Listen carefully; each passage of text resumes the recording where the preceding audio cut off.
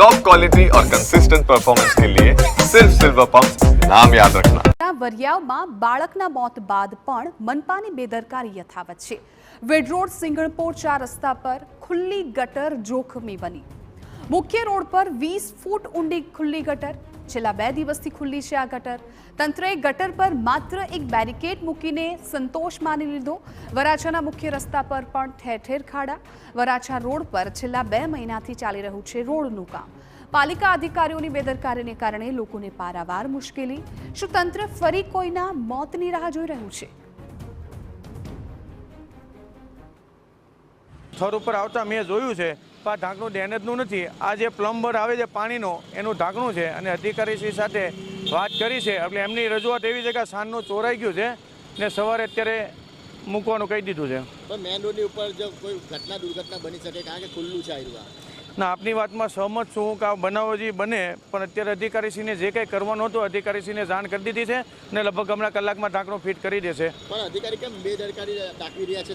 તાત્કાલિક અસરથી કામ કરી રહ્યા છે? ના, એટલે મારી જે આવતું હતું એટલે મેં ઉચ્ચ અધિકારી સાથે ચર્ચા કરીને એમને કીધું નરેન્દ્રભાઈ જે છે સાંજે ચોરાઈ ગયું છે, મેં કીધું જે ચોરાઈ ગયું એ કેમેરામાં જોઈ લો અને કેમેરામાં જે કંઈ ચોરાઈ ગયું એ અધિકારી ઉપર જે કંઈ આગળની કાર્યવાહી થતી હોય આપણે કરશું।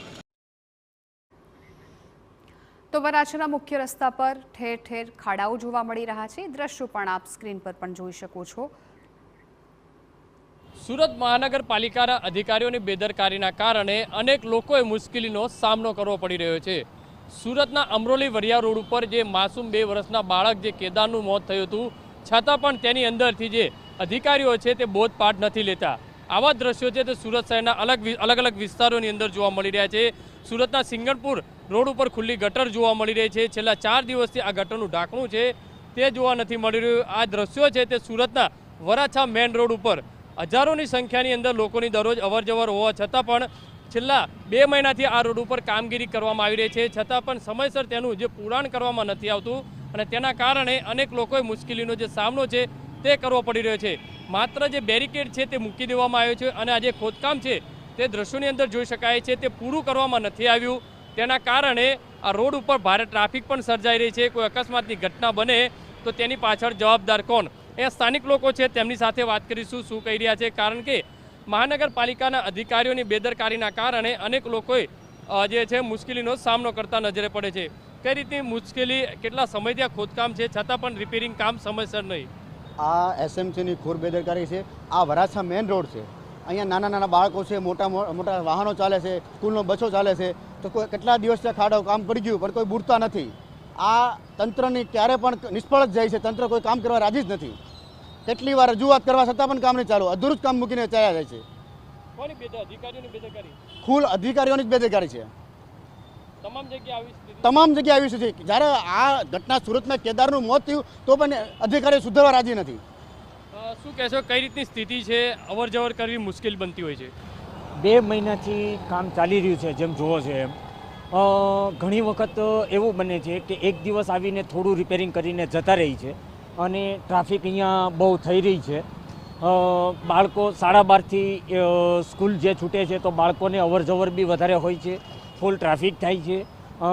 મહાનગરપાલિકા અહીંયા જે કામ કરવા માટે આવે છે તો એક દિવસ કામ કરે છે, 15 દિવસ કામ પડ્યું રહી છે, ખાડો એમનેમ છે, ખાડો પૂરતા નથી। આવી રીતના જે કાર્ય થઈ રહ્યું છે તો મહાનગરપાલિકા જલ્દથી જલ્દ આ કામ પૂરું કરે અને એવી માગણી કરીએ છીએ। કઈ રીતે અકસ્માતની ઘટના પણ બનતી હોય છે, ચિંતા થતી હોય છે, કારણ કે વાહનો પણ આવા ખાડાની અંદર પડતા હોય છે? હા, અકસ્માત બી થઈ રહ્યા છે, જેમ કે વરિયાવમાં હમણાં જે થયું છે, હમણાં એક મોટા વરાછામાં બી અકસ્માત થયો છે। આવું જ કામ ચાલતું હતું ને અકસ્માત થયેલો છે। રોજ અહીંયાથી લાખો માણસો અવર જવર કરી રહ્યા છે, એને હિસાબે આ પ્રોબ્લેમ થઈ રહ્યો છે। જે રીતે દ્રશ્યોની અંદર જોઈ શકાય છે કે મહાનગરપાલિકા દ્વારા અલગ અલગ કોન્ટ્રાક્ટરો દ્વારા જે સમયસર જે કામ પૂર્ણ કરવામાં નથી આવતું ને તેના કારણે જે મુશ્કેલીનો જે સામનો છે કે આમ જનતાએ કરવો પડતો હોય છે। માત્ર આ જ વિસ્તાર નહીં પણ સુરત શહેરના અનેક એવા વિસ્તારો છે ત્યાં ગટરના ઢાંકણા ખુલ્લા જોવા મળતા હોય છે, ક્યાંક રોડ ખોદાયેલા હોય છે, તે સમયસર પૂરા કરવામાં નથી આવતા। કામ તો હાથમાં લેવામાં આવે છે પણ તેનું સમયસર જો કામ રિપેરિંગ જો કરવામાં આવે તો લોકો ખુશ જોવા મળે, પણ અત્યારે લોકોની અંદર પણ એક નારાજગી જોવા મળી રહી છે।